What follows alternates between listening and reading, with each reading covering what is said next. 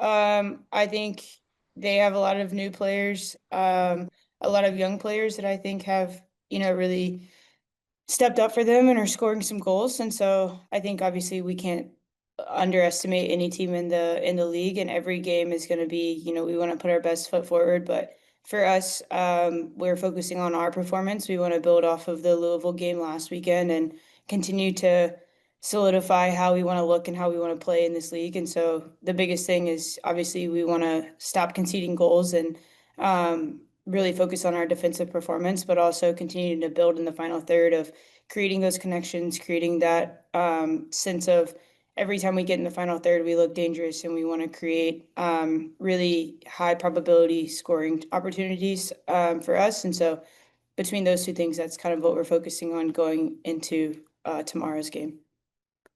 And you kind of mentioned it there, but building a full game and being consistent. How do you guys hope to keep developing that and do that throughout the year? Yeah, I think it's just learning from the past performances, working on the things that we need to work on during training during the week, and not ever getting complacent. It's, every single game, no matter how good the performance is or how bad the performance is, there's going to be things for us to learn from. And, we still are a new team. Like, we have a lot of new players. And so every opportunity we get to continue to create that chemistry together is going to be huge. And so I think it's just continuing to push forward and continue to learn from the things that we can learn from and grow, and just keep building throughout the entire season.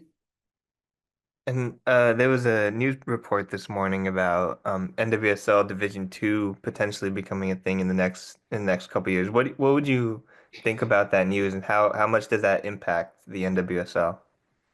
I actually just saw that on Instagram on my phone walking into this, and so um, it's really interesting. I think it could be really good, especially with the amount of young talent that's coming into the league, to give a lot of the younger players an opportunity that to get, game minutes, to get um, up to speed, that aren't getting the game minutes in the league at the moment.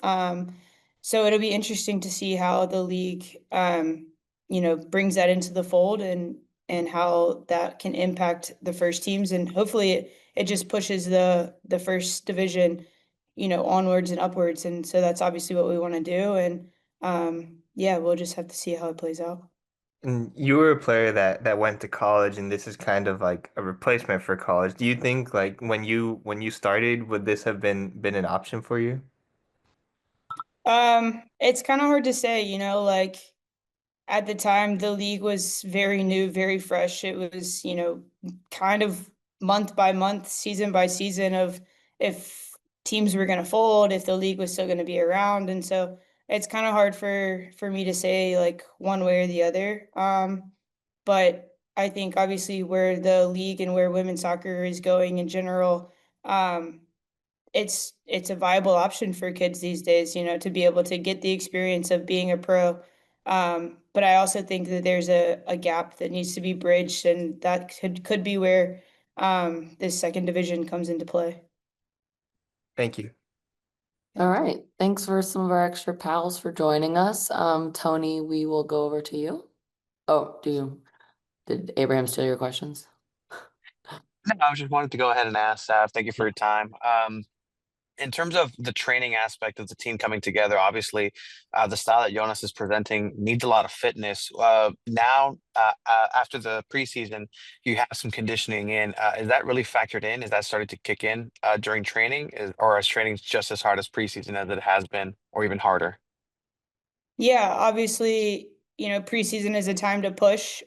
We don't have to necessarily be able to perform on the weekend. Obviously, we're playing scrimmages and you want to be able to perform every single day, but that's the time where you can go into those scrimmages a little bit more fatigued than you can during the regular season, when, results and performances really, really matter. But with that being said, I think, it's finding the balance of, we obviously still need to push and we still need to be in an environment where the fitness standards are being pushed, the performance standards are being pushed, as long with the technical and the tactical. So finding a balance of all of those things to be able to push at the right moments during the week while still being fresh on the weekends is it's a very fine-tuned balance, but I think our performance staff and Jonas is coming together and really figuring out from an individual basis of who needs a little extra here, who needs a little extra there, and really individualizing those plans during the week. And so everyone can show up on the weekend fresh and ready to put out a solid performance as a team. And on the training field, the training grounds, is there anybody who you really connected? Maybe a new player, maybe a player that's been there. Is there somebody who you've found a new chemistry with, or just build a bond with through training? Yeah, obviously Kenza's new to the team, and I think right away coming in, we've kind of found this partnership of being able to get on the ball when our back line has it and being able to break lines. But I think a lot of our success has come from finding each other and being able to play off of each other, not only just in, our build up, but then higher up the field of those little small passes to then one of us spraying the ball wide or finding someone in the pocket.